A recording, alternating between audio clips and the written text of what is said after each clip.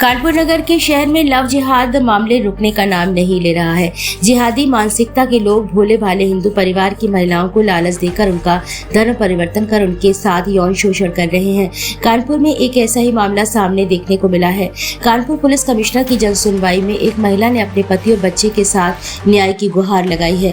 पीड़ित महिला ने बताया कि वो महोबा की रहने वाली और उसके पति पेशे से ज्योतिष का काम करते हैं। मोहल्ले में रहने वाले मोहम्मद हाशिम पीड़ित के पति से ज्योतिष सीखने के लिए आता था और एक दिन आरोपी मोहम्मद हाशिम अचानक घर में घुस आया और नहाते हुए पीड़िता का अश्लील वीडियो बना लिया और फिर महिला से शारीरिक संबंध बनाने का दबाव बनाने लगा। मना करने पर पति और बच्चों को जान से मारने की और अश्लील वीडियो वायरल कर देने की धमकी देने लगा। वहीं आरोपी मोहम्मद हाशिम तीनों बच्चों सहित जबरन उसको कानपुर ले आया और श्याम नगर में कमरा लेकर रहने लगा। महिला से धर्म परिवर्तन करने का दबाव बनाने लगा, साथ ही उसे मजार पर ले जाकर नमाज पढ़ने का दबाव बनाने लगा। मना करने पर मारता पीटता था और बच्चों के साथ भी गलत हरकत करता था। साथ ही आरोपी मोहम्मद हाशिम महिला को हिंदू कपड़े पहनने का विरोध कर बुर्का पहनने के लिए कहता था। मना करने पर बेल्ट से पीटता था और नशीली दवा खिलाकर आए दिन उसकी पिटाई करता था। पीड़ित महिला ने बताया कि किसी तरह राष्ट्रीय बजरंग दल के प्रांत सह संयोजक राम जी से संपर्क कर आरोपी मोहम्मद हाशिम के चंगुल से छूटकर कानपुर पुलिस कमिश्नर के जन सुनवाई में न्याय की गुहार लगाई, जिस पर अपर पुलिस आयुक्त विपिन कुमार से पीड़ित महिला और उसके परिवार ने शिकायत की। उन्होंने आरोपियों के खिलाफ कार्रवाई करने का आश्वासन दिया है और बताया कि महोबा की एक महिला अपने पति का त्याग कर प्रलोभन में लिविंग रिलेशन में रहने कानपुर चली आई थी। पीड़ित महिला ने आरोपी पर धर्म परिवर्तन का आरोप लगाया है, जिस पर अभियोग पंजीकृत कर कार्रवाई की जाएगी। वहीं राष्ट्रीय बजरंग दल के रामजी तिवारी का कहना था कि कानपुर और उसके आसपास जिलों में लव जिहाद के मामले दिन पर दिन बढ़ते जा रहे हैं और योगी सरकार उन पर अंकुश लगाने में नाकाम साबित हो रही है। अगर योगी सरकार हिंदू परिवारों को सुरक्षा नहीं देती है तो वह सरकार से सुरक्षा की मांग करेंगे, क्योंकि देश में अंतर्राष्ट्रीय साजिश की जा रही है। हिंदू परिवारों में विघटन कर उनका धर्म परिवर्तन किया जा रहा है।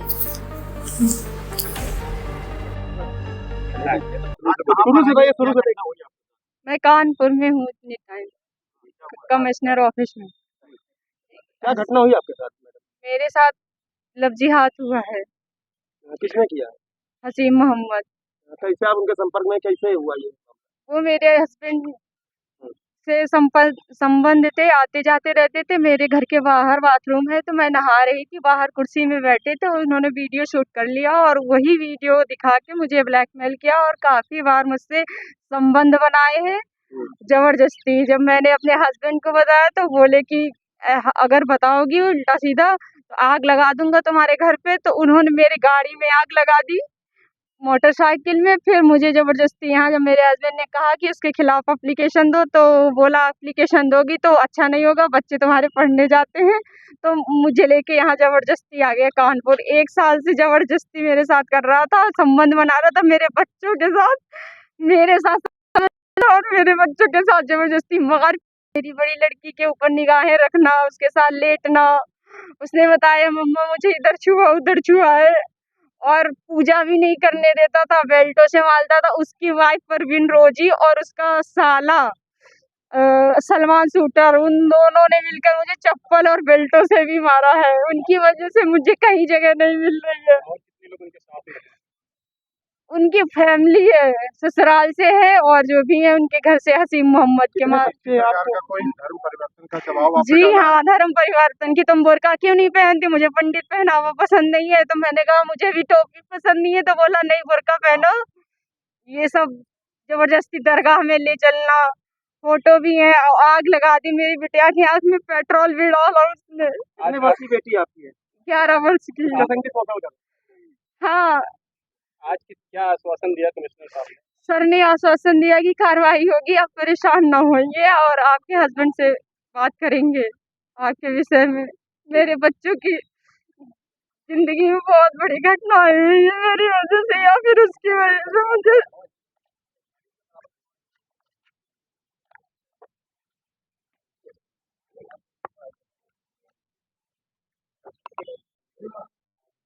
ये महोबा की एक महिला है जिनके 3 बच्चे हैं और ये यहाँ एक मुस्लिम युवक के साथ उसके प्रलोभन में अपने पति का परित्याग करके आई उसके साथ लिव इन में रह रही।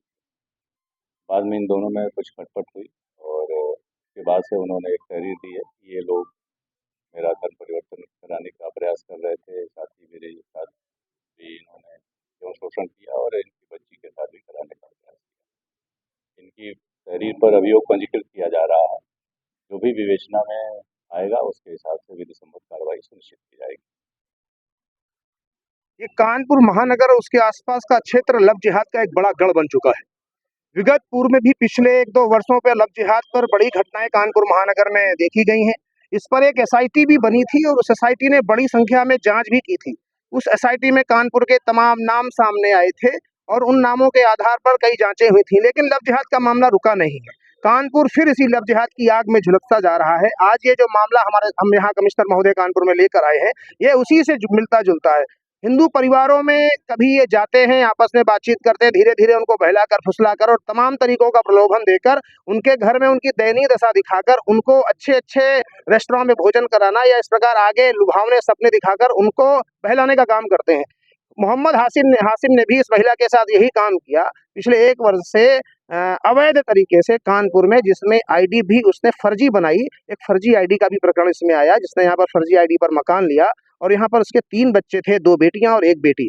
बेटी जो माइनर थी उसके साथ भी उसने अवैध संबंध और अनैतिक कृत्य करने का प्रयास किया और जो महिला है उसके साथ वो लगातार कर ही रहा था। इसमें उसका साला, उसका परिवार सारा सपोर्टिव था और मज़ारों पर, मदरसों पर ले जाना और सोची समझी रणनीति के तहत ये काम करना तो मोहम्मद हासिम अकेला नहीं था, उसके साथ ये पूरा गैंग काम कर रहा होगा। कौन मौलवी है, कौन फातिया पढ़ा रहा है या कौन इसमें लिप्त है, कौन परिवार के लोग हैं, तो ये जांच का विषय है। मंत्रण का साफ दिख रहा है, पूजा नहीं करने देना, घर में मारपीट करना, ये भी एंगल दिख रहा है, बच्चे के साथ अनैतिक काम करना, ये भी एंगल दिख रहा है। कुल मिलाकर लव जिहाद का षड्यंत्र है जो केवल कानपुर नहीं पूरे देश भर में ऑर्गेनाइज तरीके से मजारों, मदरसों और मस्जिदों से संचालित किया जा रहा है। ये गिरोह है, ये गिरोह बंद है। कुल मिलाकर मोहम्मद हासिम ने ये काम किया, इसके पीछे कौन लोग थे और इस प्रकार एक परिवार को बर्बाद करने का, बच्चों की जिंदगी खराब करने का ये काम किया है। पुलिस कमिश्नर महोदय से हम लोगों ने मांग की है कि उन पर उचित कार्रवाई किया जाए और इस पर एक जांच कमेटी बनाकर इसकी जांच भी की जाए। क्या आश्वासन दिया? उन्होंने भी आश्वासन दिया है कि इस पर गंभीर धारा में मुकदमा दर्ज किया जाएगा और वो पूरी तरीके से इस मामले में पीड़िता के साथ खड़े हैं। प्रशासन और प्रशासन पूरी मदद करने का आश्वासन दे रहा है। लास्ट सवाल ये है कि आए दिन जांच के मामले होते हैं, कई लोग महिलाओं को आखिर मतलब पुलिस इन पे लगाम क्यों नहीं लगा पा रही? कुल मिलाकर जो कानून है, लव जिहाद का कानून बहुत लचर है। बीच में एक लव जिहाद का कानून बना था लेकिन उस पर कोई फर्क नहीं पड़ रहा है। इससे उनके हौसले और भी बुलंद होते जा रहे हैं। जब तक समाज में कानून के द्वारा नजीर नहीं प्रस्तुत की जाएगी, दंड नहीं मिलेगा, तब तक दोषियों के हौसले कम नहीं होंगे। ये लगातार निरंतर बढ़ता रहेगा। इसमें कानून का कठोरता से पालन करना चाहिए और समय रहते हुए जो दोषी है उस पर कार्रवाई करनी चाहिए। उसने आईडी बना ली, फर्जी आईडी बनाई है, उसको उसी गंभीर धाराओं में मुकदमा दर्ज करके जेल भेजना चाहिए। साथ में ये आर्टिकल 21 का वायलेशन है, जो कि हिंदुओं का अधिकार, हिंदू देश में 2 दर्जे का नागरिक बन चुका है, 2 दर्जे का शहरी बन चुका है। सरकार यह चाहती है, यह अंतर्राष्ट्रीय जिहादी षड्यंत्र है जिसमें यह बताया जा रहा है कि हिंदुओं को जीवन का अधिकार नहीं है, हिंदू परिवारों को कैसे नष्ट किया जाए, हिंदू बहनों बेटियों के अस्मिताओं को, उनके परिवारों को कैसा विखंडन किया जाए, यह अंतर्राष्ट्रीय साजिश का हिस्सा है, यह जिहादी साजिश का हिस्सा है। यह आर्टिकल 21 का वायलेशन है। योगी सरकार में आए दिन खुलेआम इस तरह की चीजें हो रही हैं, घटित हो रही हैं। हमारे परिवार, हमारा समाज एक खंडहर बनता जा रहा है। परिवार में आए दिन परिवारों का विच्छेद हो रहा है और यह एक सोची समझी साजिश है। योगी सरकार यदि इस पर एक्शन नहीं लेती है तो हम यूएन जाएंगे, यूनाइटेड नेशंस में हम ह्यूमन राइट वायलेशन की मांग करेंगे, क्योंकि हमारा देश अगर हमें सुरक्षा नहीं दे पाएगा, हमारी सरकार यदि हमें सुरक्षा नहीं दे पाएंगी तो यह हमारे लिए का एक बन जाएगी। और सरकार चाहते हैं कि हसीम पे कार्रवाई हो, कार्रवाई ना हो। साथ में ऐसे लोगों पे जो इस मानसिकता के लोग हैं, जो मानसिकता के लोग हैं, उनको मृत्यु दंड दिया, उनको आवास दिया जाए ताकि हमारी बहुएं बेटियां, हमारी